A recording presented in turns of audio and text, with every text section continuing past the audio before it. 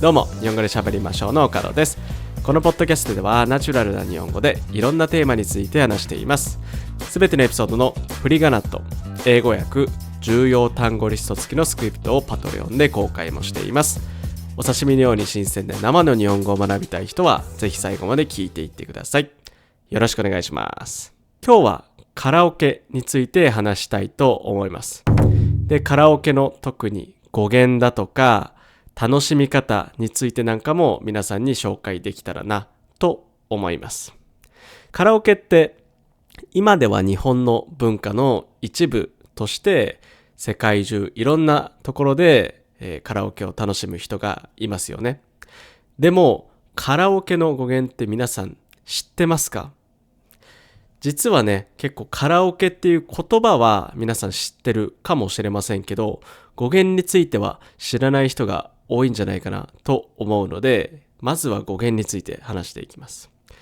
で、カラオケっていうのは日本語で書くとカタカナで全部カラオケって書くんですけど、実はこれ2つの言葉を合体させてできた言葉で、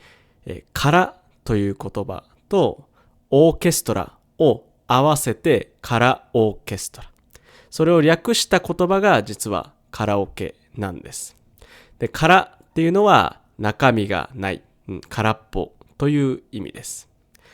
なんでカラのオーケストラと言われているのかというと、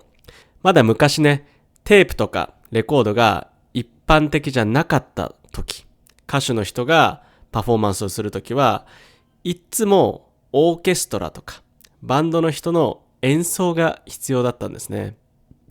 でも、いろんなところにツアーしに行ったり歌いに行ったりするときに毎回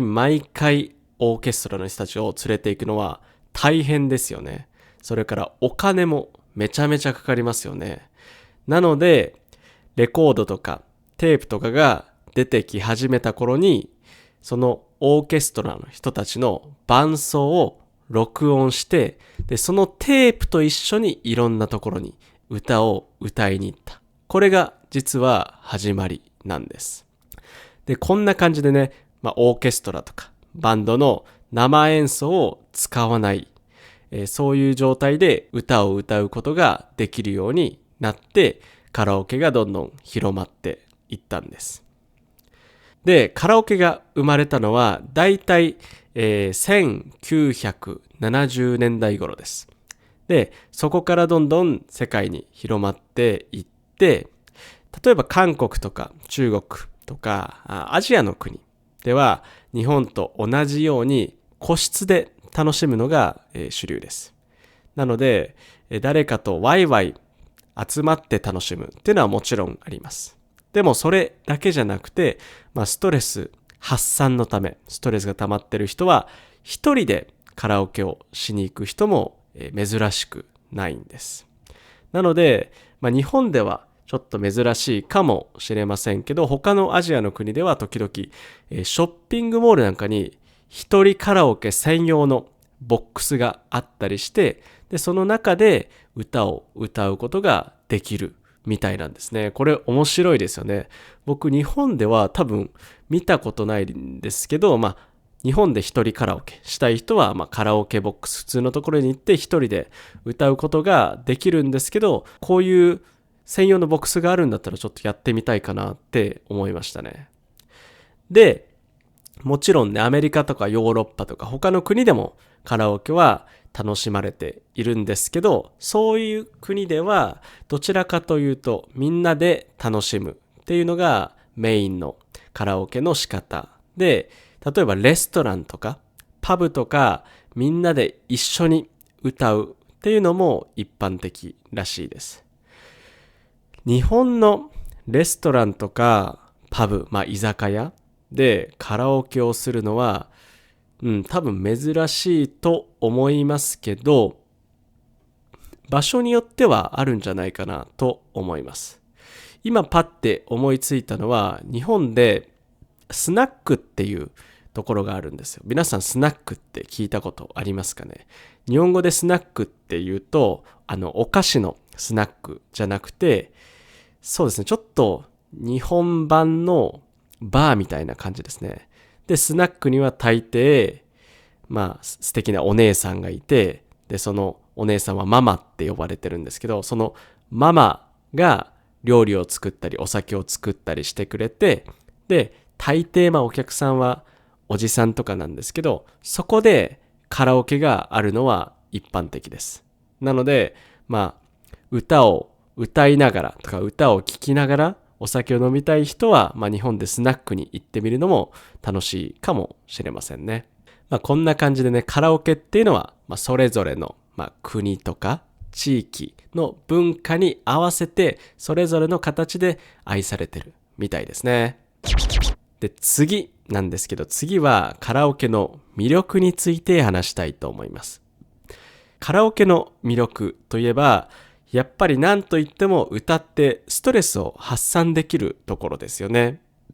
みんなで一緒に大きい声で歌うと、なんか心がすっきりした気分になりますよね。で、カラオケって、年齢とか性別問わずみんなで一緒に歌えるっていうところがすごいいいですよね。で、例えば家族で行ったりしたら、小さい子供からおじいちゃん、おばあちゃんまで一緒に楽しめるアクティビティですよね。こういう年齢とか性別を問わずできるアクティビティって意外と限られるかもしれませんけど、カラオケだったら、みんな大抵の人は誰でも楽しめるので、すごいいいアクティビティですよね。でもカラオケの魅力って実は歌うだけじゃないですよね。例えば曲の選び方一つとっても楽しみ方が違いますよね。例えば、友達とみんなで一緒にカラオケに行くときだったら、みんなが知っている歌で一緒に盛り上がりながら歌えますけど、一人で行くときは自分が本当に好きな歌、あんまり知られていないマニアックな歌とかも挑戦できますよね。なので、誰と行くか、どんな人と一緒に行くか、それとも一人で行くのか、それによって楽しみ方が結構変わりますよね。で、次なんですけど、カラオケの楽しみ方についてもちょっと話したいと思います。で、カラオケもちろんね、歌うだけで楽しめますけど、より楽しむためにはやっぱりマナーも大事なんじゃないかなって思います。盛り上がって歌うのは楽しいんですけど、周りの人にちょっと気を使うってのもやっぱり大事ですよね。特に日本人の友達とカラオケに行くときは、マナーについても気をつけた方がより楽しめるんじゃないかなと思います。例えば、日本でもよくあるのが、誰かが歌っているときに、スマホをいじる人っていうのがいるんですけど、これはちょっと気にする人もいるので、あんまりスマホを使いすぎない方がいいですね。なので誰かが歌ってるのに全然他の人が聞いてなかったらちょっと寂しい気持ちになりますよね。もちろんね、次の歌何歌おうかなって探したりするのは全然あると思うんですけど、自分の歌にだけ集中して周りの友達の歌を全然聞かないとか、その友達が歌っている時に盛り上がらないっていうのはちょっと配慮に欠けるんじゃないかなと思います。逆に静かになりすぎてその歌ってる人に集中しすぎるのも良くないのかなと思います。やっぱりみんなの視線がぐっと集まってみんな静かに自分の歌を聴いてると緊張しますよね。で、ちょっと歌いにくかったりしますよね。なのでやっぱり歌いやすい雰囲気を作ってあげるためにも、静かに聴くんじゃなくて、例えば一緒に歌を口ずさんで楽しむとか、そういうやり方で、一緒に雰囲気を盛り上げるっていうのも大事ですよね。やっぱりすごいちょっとの気遣いなんですけど、そのちょっとの気遣いがあったら、よりみんなで楽しい時間を過ごすことができるんじゃないかなと思います。で、カラオケの楽しみ方ってやっぱり歌を上手に歌うだけじゃないと思うんですよ。例えば練習した歌を上手に歌えるっていうのは気持ちがいいと思うんですけど、もうわざとちょっと外したり、ちょっとギャグっぽい、ユニークな面白い歌を歌ったりしてみるのも楽しいですよね。例えば面白い歌っていうと、僕が今パッて思い浮かぶのは、ウルフルズのバカサバイバーって曲とか、あとはお尻かじり虫っていう歌があるんですけど、それを歌ってみたりとか、あとは何でしょうね。例えば、子供のアニメの歌とか、例えばアンパンマンの歌とか、急に歌ってみるのも、ちょっと場が和むんじゃないかなと思います。僕結構歌が下手で、ちょっとカラオケ苦手なんですけど、そういう人はね、ちょっと面白い歌を歌ってみたり、それから周りを盛り上げたりすることで、歌が上手な人も下手な人もみんな楽しめるんじゃないかなと思います。こんな感じで、ね、今日はカラオケの語源とか魅力とかいろんな話をしてみたんですけど、どうでしたか？